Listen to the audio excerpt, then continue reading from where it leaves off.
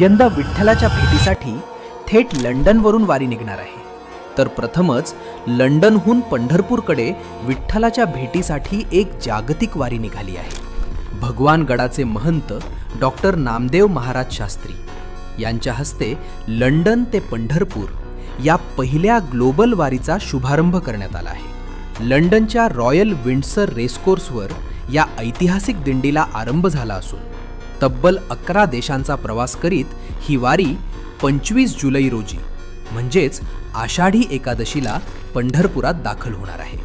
या वारीचे वैशिष्ट्य म्हणजे ही दिंडी तब्बल 11 देशांचा प्रवास करणार आहे. लंडनपासून सुरू झालेली ही वारी Netherland, Belgium, France, Germany, Poland, झेक रिपब्लिक, हंगेरी, रोमानिया आणि तुर्कीसह विविध देशांमधून मार्गक्रमण करणार आहे. लंडनमध्ये उभारल्या जाणाऱ्या भव्य श्री विठ्ठल रुक्मिणी मंदिराची माहिती जगभर पोहोचवणं, युरोपमधील नव्या पिढीला वारकरी संप्रदायाची ओळख करून देणं हा यामागील उद्देश. त्यामुळं आता वारकरी संप्रदायाची परंपरा आता देशाच्या सीमेपुरती मर्यादित राहिली नाही. विठ्ठल नामाचा गजर आता 7 समुद्रा पार गेला आहे.